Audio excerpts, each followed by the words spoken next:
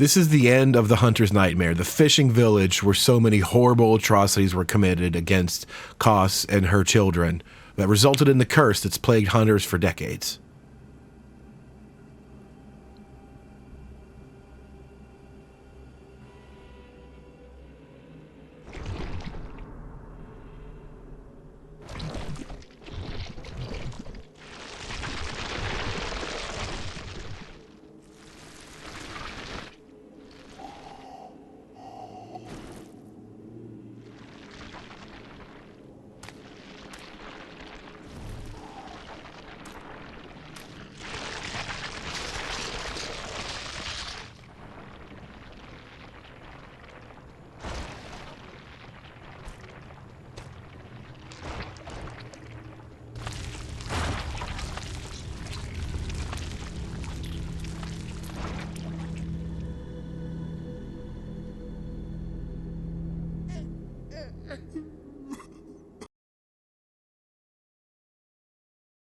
The hunters that defiled this village and desecrated Kos have been cursed for years to be trapped within this nightmare. The Orphan is all that remains connected to our world, so killing the Orphan of Kos can bring an end to the entire nightmare and the curse. So this is far and away the hardest fight in the game. As you can see, I'm using the gun and I'm using charged up R2 attacks. It's a humanoid type monster, so you can use your basic parry skills on it. You just have to learn about 12 different moves.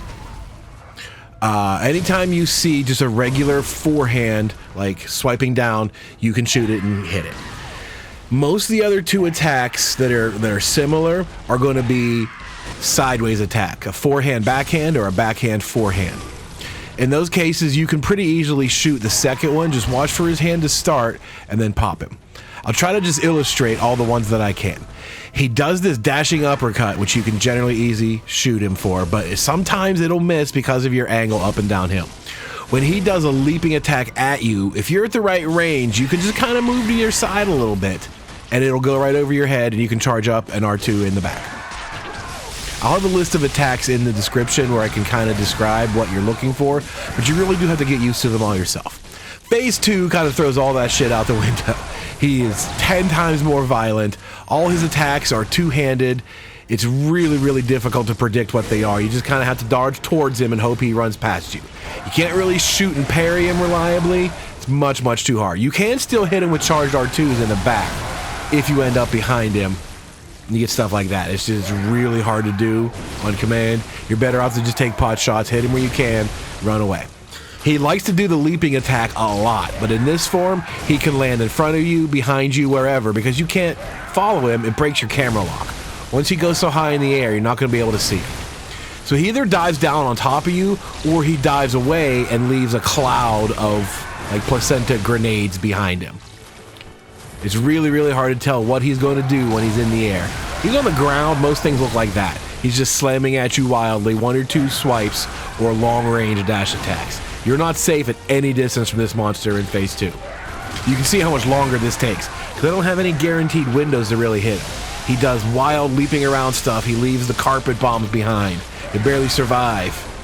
You need every minute you can just to heal yourself in some cases, let alone find a window. But if he lands near you, you can get a couple shots in, and if you get it just right, you might be able to get a charge up attack in the rear. What that sees is when he stops to howl for a moment, you see the burst come off of him, he's actually summoning lightning to strike the corpse of Kos on the beach. And you can see it pulses lightning outward. You need to be able to dodge those. Dodge over them and between them or whatever, they just almost straight up kill you. Really absurd attack. It's the last thing this monster needs, but he has it. So it's just like anything else. It's about learning the patterns. It's about dodging when appropriate and not overextending yourself. And like I said, there'll be a list to go over. Practice repeatedly and just learn what the attacks look like before trying to really do it and spending all your healing and everything. It's worth your time to just see what there is to see and then take actual runs at it. So here's the ending.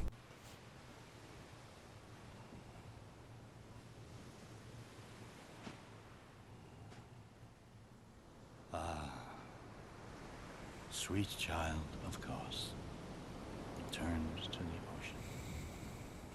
A bottomless curse, a bottomless sea, accepting of all that there is and can be.